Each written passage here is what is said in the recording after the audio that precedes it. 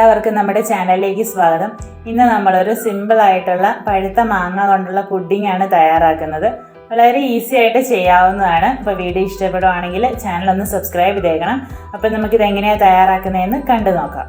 ആദ്യം നമ്മൾ മിക്സിയുടെ ജാറിലേക്ക് 1 കപ്പ് പഴുത്ത മാങ്ങ തൊലി ചെത്തി കഷ്ണങ്ങളാക്കി ഇട്ട് കൊടുക്കാം.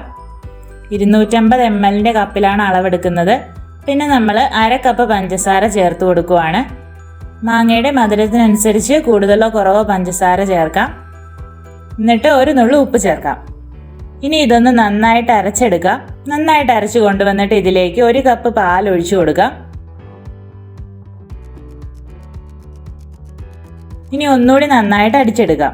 ഇത് നമ്മൾ നന്നായിട്ട് അടിച്ചെടുത്തിട്ടുണ്ട്. ഇനി ഒരു പാത്രത്തിലേക്ക് 1/4 കപ്പ് കോൺഫ്ലോർ ഇട്ട് കൊടുക്കാം.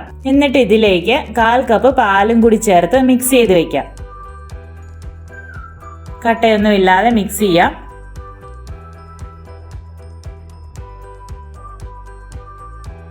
ഇനി ഇത് നമുക്ക് മാറ്റി വയ്ക്കാം. എന്നിട്ട് അരച്ചു വെച്ചിരിക്കുന്ന മാങ്ങ ഒരു പാനിലേക്ക് ഒഴിക്കാം. ഇനി ഇത് നമുക്ക് അടുപ്പത്തൊന്ന് വെക്കണം.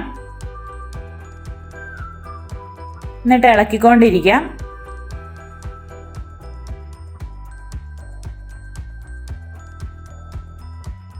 ഇതൊന്ന് തിളച്ച് വരുമ്പോഴത്തേക്കും മിക്സ് ചെയ്ത് വെച്ചിരിക്കുന്ന കോൺഫ്ലോർ ഒന്നുകൂടെ ഇളക്കിയിട്ട് ഇതിലേക്ക് ഒഴിച്ചു കൊടുക്കാം.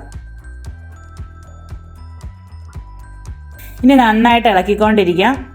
ഇത് കട്ടിയാവുന്നത് വരെ നമുക്ക് ഇങ്ങനെ അടുപ്പത്ത് വെച്ച് ഇളക്കി കൊടുത്തോണ്ടിരിക്കണം.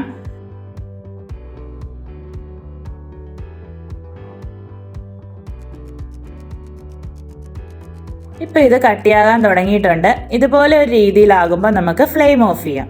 ഫ്ലെയിം ഓഫ് ചെയ്തിട്ട് ഇതിലേക്ക് 1/2 മുറി നാരങ്ങ പിഴിഞ്ഞൊഴിക്കാം. ഇനി നല്ലപോലെ ഒന്നുകൂടി മിക്സ് ആക്കാം.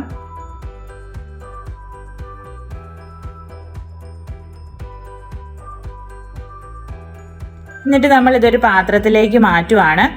ഇവിടെ നമ്മൾ ഇതുപോലെ ഒരു സ്റ്റീൽ പാത്രം എടുത്തിട്ടുണ്ട്. ഇതിൽ ആദ്യം കുറച്ച് ബട്ടറോ ഓയിലോ തേക്കാം.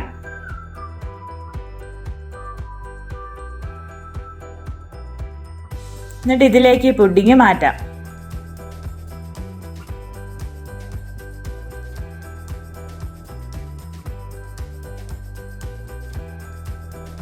ഇനി ഇതൊന്ന് സ്പൂണിന് സെറ്റ് ചെയ്തിട്ട് ഇതിൻ്റെ ചൂട് പോകാൻ വേണ്ടിയിട്ട് കുറച്ച് സമയം വെക്കാം.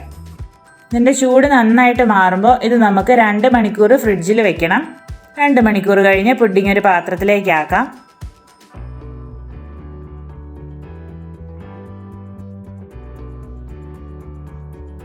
ഇപ്പം നമ്മുടെ സ്വാദിഷ്ടമായ സിമ്പിൾ ആയിട്ടുള്ള മാംഗോ പുഡിംഗ് റെഡിയായി കഴിഞ്ഞു. എല്ലാവർക്കും വീഡിയോ ഇഷ്ടപ്പെട്ടെന്ന് തന്നെ വിചാരിക്കുന്നു. അപ്പോൾ അടുത്ത വീഡിയോയുമായി വേഗം തന്നെ കാണാം. താങ്ക്